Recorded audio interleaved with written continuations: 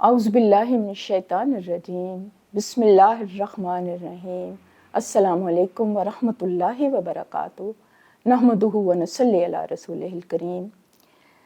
میں اپنے پچھلے بیان میں بھی ایک بات میں نے عرض کی تھی کہ میں آپ کے سامنے چند حقائق رکھوں گی۔ یہ بھی ایک حقائق ہے مولانا رومی کی، تو اس سے ہم کچھ لیسن ڈرائیو کریں گے انشاءاللہ تعالی، اور وہ والے جو لیسن ہوں گے وہ بالکل ہمارے قرآن اور سنت کے مطابقت رکھتے ہوں گے، اور کچھ لوگ جو ہیں حقائق سے زیادہ وہ آسانی سے سمجھ لیتے ہیں، اس وجہ سے میں نے کہا یہ طریقہ بھی اختیار کر کے دیکھ لیتے ہیں۔ یہ نام جو مولانا رومی نے اس کا ڈیسائیڈ کیا ہے نا اس حقائق کا، وہ ہے سیاہ سانپ۔ حضور پاک صلی اللہ علیہ وسلم نے ایک بار وضو کرنے کے بعد موزہ پہننے کا قصد فرمایا، لیکن دیکھا کہ اچانک آپ صلی اللہ علیہ وسلم کا موزہ ایک عقاب اڑا کر لے گیا۔ آپ صلی اللہ علیہ وسلم یہ معجزہ دیکھ کر حیران ہوئے۔ تھوڑے ہی وقفے کے بعد آپ صلی اللہ علیہ وسلم نے دیکھا کہ عقاب نے موزے کا منہ زمین کی طرف کیا، جس سے ایک سیاہ سانپ گرا۔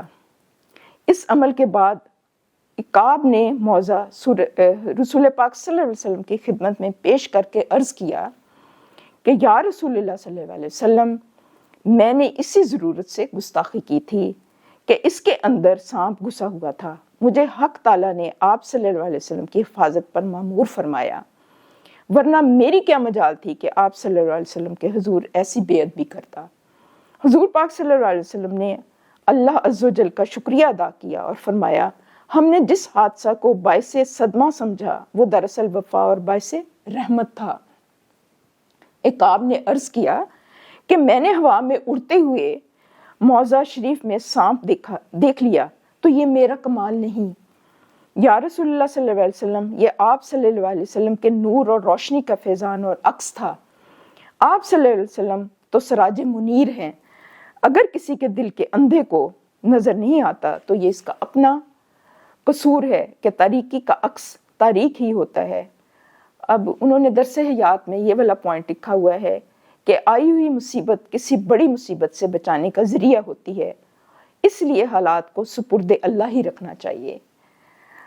اب یہ دیکھیں کہ اس میں سے ہمارے لیے، ہماری عملی زندگی کے لیے کئی پہلو نکل سکتے ہیں نا۔ یہ تو ایک پوائنٹ ہے۔ اس کے علاوہ اس کو اگر ہم تھوڑا سا غور کریں، سمجھیں تو کیا تھا کہ وہ بظاہر لگتا تھا کہ وہ موزہ اڑا کر لے گیا ہے اور اس طرح سے ایک وقتی پریشانی ہوئی، لیکن اس میں خیر تھی کیونکہ اس میں سانپ گھسا ہوا تھا۔ اگر وہ اس طرح سے نہ لے کے جاتا تو نعوذ باللہ خدا نخواستہ آپ صلی اللہ علیہ وسلم کو نقصان پہنچ سکتا تھا۔ تو اسی طرح بسا اوقات کیا ہوتا ہے کہ کچھ چیزیں، کچھ واقعات، کچھ حالات، کچھ ایسی سچویشنز ہماری زندگی میں آتی ہیں کہ جو ہمیں بہت بہت بہت ناگوار لگتی ہیں، اور ہم کہتے ہیں کہ یہ میرے ساتھ ہی کیوں ایسا ہوا۔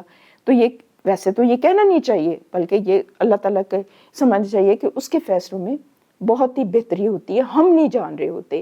تو وہ ہم چیزوں کے کیونکہ ظاہری پہلو دیکھنے کے عادی ہوتی ہیں، تو اس لحاظ سے اس چیز کو، اس نقطے کو بالکل اپنے دل کے اندر، اپنے دماغ کے اندر اتارنے کی ضرورت ہے کہ اللہ تعالیٰ کے ہر فیصلے میں بہت ہی حکمت ہوتی ہے۔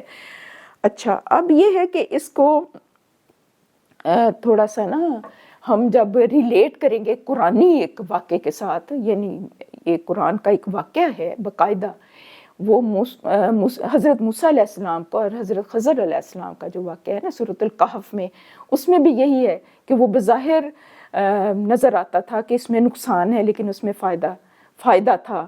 وہ قصہ کچھ اس طرح سے آپ نے پڑھا ہوگا، سنا ہوگا۔ میں تھوڑا سے اس کے چند پوائنٹ میں آپ کے سامنے میں رکھوں گی تاکہ ہمیں اسی چیز کو، اس نقطے کو سمجھنے میں آسانی ہو۔ کس طرح سے تھا کہ جب حضرت موسیٰ علیہ السلام نے ٹریول کیا نا حضرت خضر علیہ السلام کے ساتھ، اس کے پیچھے بھی ایک پورا ایک سیاق و سباق ہے کہ کس طرح کے حالات پیدا ہوئے تھے کہ انہیں سفر کرنا پڑا تھا۔ بہرحال وہ ایک علیحدہ سے ایک لمبی بیک گراؤنڈ ہے، اس کو میں ابھی ٹچ نہیں کر رہی، میں اسی کو ابھی ٹچ کر رہی ہوں۔ تو وہ انہوں نے جب ٹریول کیا نا تو وہ اس طرح سے حضرت خضر علیہ السلام کو اللہ تعالیٰ نے تکوینی علوم دیے تھے، اور حضرت موسیٰ علیہ السلام کو اللہ تعالیٰ نے شرعی علوم دیے تھے۔ اب تکوینی علوم اور شرعی علوم میں فرق ہوتا ہے۔ اچھا، اب یہ ہے کہ جب حضرت موسیٰ علیہ السلام نے اس خواہش کا اظہار کیا نا کہ میں آپ سے یہ سیکھنا چاہتا ہوں، تو انہوں نے پھر یہ ہے کہ انہیں کہا کہ نہیں آپ صبر نہیں کر سکو گے. تو حضرت موسیٰ علیہ السلام نے کہا کہ نہیں میں صبر کر لوں گا، آپ مجھے اپنے ساتھ لے کے چلیں. اچھا وہ جاتے ہیں تو وہ دیکھتے ہیں کہ وہ جو ہے نا حضرت خضر علیہ السلام وہ ایک کشتی کو داغدار کر دیتے ہیں. تو اور وہ والی جو کشتی تھی وہ چند مسکین بچوں کی تھی نا. تو اب جب حضرت موسیٰ علیہ السلام یہ دیکھتے ہیں نا تو وہ ایک دم سے کہہ اٹھتے ہیں کہ یہ آپ نے کیا کیا، آپ نے مسکینوں کی کشتی کو داغدار کر دیا. تو وہ کہتے ہیں حضرت خضر کہ میں نے آپ کو کہا نہیں تھا کہ آپ صبر نہیں کر سکیں گے. تو وہ کہتے ہیں کہ نہیں مجھ سے غلطی ہو گئی، آپ چلیں آگے.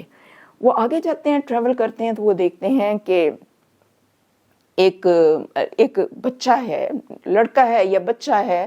تو وہ حضرت خضر علیہ السلام اس کی جان تلف کر دیتے ہیں. تو حضرت موسیٰ علیہ السلام ایک دم سے نا وہ کہتے ہیں کہ آپ نے یہ کیا کیا، آپ نے ایک بچے کی جان کو تلف کر دیا، یہ تو آپ نے بہت بڑا نقصان کر دیا نا. تو وہ کہتے ہیں کہ میں نے آپ کو کہا تھا کہ آپ صبر نہیں کر سکیں گے. کہتے ہیں نہیں مجھ سے بڑی خطا ہو گئی ہے، تو مجھے معاف کر دیں، اب آگے چلتے ہیں، تو مجھے ایک اور موقع دے دیں. وہ آگے چلتے ہیں. پھر ایک دیوار گرا چاہتی تھی تو وہ حضرت خضر نے اس کو ٹھیک کر دیا. پہلے انہوں نے نا اس بستی کے لوگوں کو کہا تھا کہ ہمیں کچھ کھانے پینے کو دو. پہلے یہ رواج تھا، کیونکہ اس وقت اس طرح سے ہوٹلز وغیرہ تو ہوتے نہیں تھے. تو یہ بستی کے لوگوں کا ایک طرح سے فرض ہوتا تھا کہ وہ مہمانوں کو وہ ٹریٹ کریں، ان کا مطلب نا خیال رکھیں. تو انہوں نے انکار کر دیا، لیکن انہوں نے وہ دیوار سیدھی کر دی. تو حضرت موسیٰ علیہ السلام نے کہا کہ آپ نے وہ دیوار سیدھی کر دی، انہوں نے تو ہماری ضیافت بھی نہیں کی تھی. وہ کہتے ہیں کہ میں نے تم سے کہا تھا کہ آپ صبر نہیں کر سکو گے، اب میرا اور تمہارا راستہ جدا ہے. پھر انہوں نے بتایا کہ میں نے وہ جو لڑکوں کی وہ جو ہے نا کیا نام لیتے ہیں، جو میں نے کشتی مسکین بچوں کی میں نے داغدار کی تھی، تو اس کی وجہ یہ تھی کہ ایک بادشاہ تھا اور وہ چاہتا تھا سب کی وہ کشتیاں وہ اپنے قبضے میں کرنا چاہتا تھا. تو میں نے یہ سوچا کہ اگر ان بچوں کی کشتی اس نے قبضے میں کر لی تو اس کے اوپر تو ان بچوں کی روزی کا انحصار ہے، تو یہ جو ہے نا یہ ان کو پھر زیادہ نقصان ہو جائے گا. تو میں نے بڑے نقصان سے بچانے کے لیے یہ چھوٹا میں نے نقصان کیا. تو اس میں یہ حکمت تھی. پھر وہ کہتے ہیں کہ جو بچے کو میں نے تلف کیا اس کی جان کو، تو یہ مجھے انڈیکیشن ہوئی تھی، مطلب اللہ تعالیٰ کی طرف سے حکم مجھے ملا تھا کہ یہ آگے جا کے اپنے ماں باپ کے لیے ایک اچھا انسان نہیں ثابت ہوگا، تو انہیں یہ تکلیف دے گا، تو اللہ تعالیٰ اس سے بہتر ان کو اولاد عطا فرمائے گا. تو اس لیے یہ میں نے کام کیا. اور تیسرا جو دیوار میں نے صحیح کی تو اس کے پیچھے یہ حکمت تھی کہ وہ والا نا ان کے یتیم بچوں کے لیے ان کے باپ نے ایک خزانہ وہ زمین کے نیچے دبایا ہوا تھا. اگر وہ دیوار گر جاتی تو دوسرے لوگ لے لیتے، اور وہ بچے بھی چھوٹے تھے. تو کہتے ہیں کہ یہ اس میں مصلحت تھی. تو یہ بالکل وہی چیز ہے کہ جو ہم نے سامنے ایک حقائق رکھی تھی نا کہ بظاہر وہ نقصان نظر آتا ہے لیکن اس میں بہت زیادہ بہترین ہوتی ہے. تو یہ وہی چیز ہے، یہ وہی واقعہ ہے، اور یہ قرآنک واقعہ ہے، اور سورۃ الکہف میں ہے. سورۃ الکہف کا آپ ضرور مطالعہ کیجئے گا.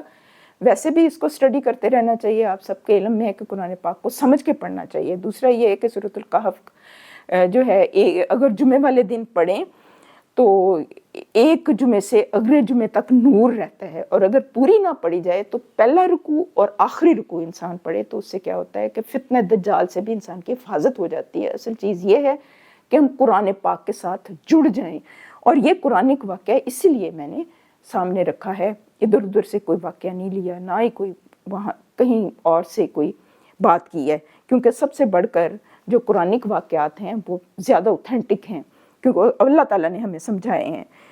پھر اس کے علاوہ ہمیں کچھ احادیث سے یہ بھی ملتا ہے کہ جب اولاد اس دنیا سے چلے جاتی ہیں نا تو یہ کم سن جو بچے ہوتے ہیں، اگر کسی کا کم سن بچہ چلے جائے تو اولاد کو ماں باپ کے لیے بہت بہت بہت تکلیف کا باعث ہے یہ چیز. اور واقعی اس طرح کی جو ہے نا آزمائش سے اللہ تعالیٰ کی پناہ مانگنی چاہیے. لیکن اللہ تعالیٰ نے اس میں بھی بہت بڑی ایک خیر بھی رکھی ہے کہ اور آپ صلی اللہ علیہ وسلم کے فرمان کی روشنی میں ہمیں یہ ملتا ہے کہ ایک فرشتہ آتا ہے اور وہ اس طرح چھوٹے بچے کی جب وہ جان لے لیتا ہے تو اللہ تعالیٰ اس سے پوچھتا ہے کہ کیا تم نے اس بچے کی اس بندے کی جان کے ٹکڑے کی جان نکال لی؟ تو وہ کہتے ہیں کہ ہاں. وہ پھر اللہ تعالیٰ پوچھتے ہیں کہ کیا تم نے اس کے جگر کا ٹکڑا لے لیا؟ تو وہ کہتے ہیں ہاں. تو پھر اللہ تعالیٰ یہ پوچھتا ہے کہ اس نے کیا کہا؟ وہ کہتے ہیں کہ اس نے کہا کہ شکر الحمدللہ، تو اللہ تعالیٰ کہتے ہیں کہ تم جنت میں اس کے لیے بیت الحمد بنا دو. گو کہ یہ والے جو سانے ہیں ہم جیسے کمزور لوگوں کے لیے ان کو برداشت کرنا، ان کے شوقس کو سہنا مشکل نہیں، انتہائی مشکل ہے، انتہائی مشکل ہے، لیکن اللہ تعالیٰ کی رحمت اور اس کا کرم بہت وسیع ہے. اور یہ والے جو اللہ تعالیٰ نے آگے انسان کے ہر دکھ کے لیے، ہر مصیبت کے لیے اللہ تعالیٰ نے کوئی نہ کوئی ریوارڈ رکھا ہے. تو اسی وجہ سے انسان جو ہے اگر قرآن پاک کے ساتھ جڑ کے رہے، احادیث کے ساتھ جڑ کے رہے، اللہ تعالیٰ کے وعدوں کے اوپر یقین رکھے، تو تکلیفیں پھر آتی ہیں. یہ نہیں ہے کہ نہیں آتی، کیونکہ وہ انسان کی قسمت میں لکھی ہوئی ہیں، اور انسان اللہ تعالیٰ نے یہ زندگی آزمائش کے لیے دی ہے، تو پھر ان کو سہارنا آسان ہو جاتا ہے. پھر اللہ تعالیٰ کے یہ خوبصورت وعدے انسان کو یاد آ جاتے ہیں، جنت کی نویدیں یاد آ جاتی ہیں. تو یہ چیز انسان اپنے ذہن میں رکھے. پھر یہ بھی آپ سب کے علم میں ہے کہ ہر حال میں جو بھی ہو اللہ تعالیٰ کا شکر ادا کرے، اللہ تعالیٰ کی رضا پہ انسان راضی رہے. اور پھر آپ نے یہ بھی پڑھا ہوگا قرآن پاک میں بھی ہے کہ کوئی ساری دنیا مل کر اگر کسی کو فائدہ پہنچانا چاہے تو نہیں پہنچا سکتا جتنی دیر تک اللہ نہ چاہے، اور ساری دنیا مل کر کسی کو نقصان پہنچانا چاہے تو نہیں پہنچا سکتی جتنی دیر تک اللہ نہ چاہے. تو بھر اسی کے اوپر توکل، اسی کے اوپر بھروسہ، اسی کی رضا میں راضی رہنے میں ہی انسان کی بہتری ہے. پھر یہ ہے کہ ایک اللہ تعالیٰ کہتے ہیں کہ ایمان والوں کو اللہ تعالیٰ ہی پر بھروسہ رکھنا چاہیے. سورۃ العمران میں اللہ تعالیٰ فرما رہے ہیں آیت نمبر 160 کہ ایمان والوں کو اللہ تعالیٰ ہی پر بھروسہ رکھنا چاہیے. اور ہم دیکھتے ہیں کہ نبیوں نے، ولیوں نے یہی کام کیا. جب حضرت ابراہیم علیہ السلام کو آگ میں ڈالا جا رہا تھا تو وہ کیا انہوں نے کہا تھا؟ حسبنا اللہ و نعم الوکیل، یا اللہ تو ہی میرے لیے کافی ہے. اور یہ یقین جتنا گہرا ہوگا اتنا ہی انسان جو ہے اس کے لیے زندگی کے معاملات کو، زندگی کی مشکلات کو سہارنا جو ہے وہ آسان ہو جائے گا. بس اللہ تعالیٰ سے یہ دعا ہے کہ کسی کو بھی اللہ تعالیٰ بڑی آزمائشوں سے بچائے، کیونکہ ہم بہت بہت کمزور ہیں، ہم بہت کمزور ہیں. لیکن اگر کوئی آزمائش آ بھی جائے تو پھر اللہ تعالیٰ سے رابطہ کریں، اس سے دعائیں کریں. اور یہ ہے کہ حضور پاک صلی اللہ علیہ وسلم نے یہ تلقین فرمائی ہے کہ آپ ہمیشہ اللہ تعالیٰ سے خیریت اور عافیت کی دعا مانگتے رہا کرو. تو یہ ہے کہ اللہ تعالیٰ آپ سب کا حامی و ناصر ہو، اور اللہ تعالیٰ سب کو اپنے حفظ و مان میں رکھے، ہماری اولادوں کو اپنے حفظ و مان میں رکھے، ان کو متقی لوگوں کا امام بنائے. جہاں جہاں پر بھی مسلمانوں کے اوپر مظالم ہو رہے ہیں، یا کسی بھی انسان کے اوپر، کسی بھی بندے پر، کسی بھی بندی کے اوپر کسی بھی طرح کے کوئی بھی مظالم ہو رہے ہیں، کوئی تکلیف ہو رہی ہے، کوئی زیادتی ہو رہی ہے، تو اللہ تعالیٰ اس کی داد رسی کر دے اور ہمیں عادل حکمران نصیب فرمائے. وآخر دعوانا ان الحمد للہ رب العالمین. ربنا آتنا فی الدنیا حسنہ وفی الآخرۃ حسنہ وقنا عذاب النار. یا اللہ ہمیں دنیا کی بھی بھلائی عطا فرما اور آخرت کی بھی بھلائی عطا فرما، اور ہمیں آگ کے عذاب سے بچا لے. والسلام.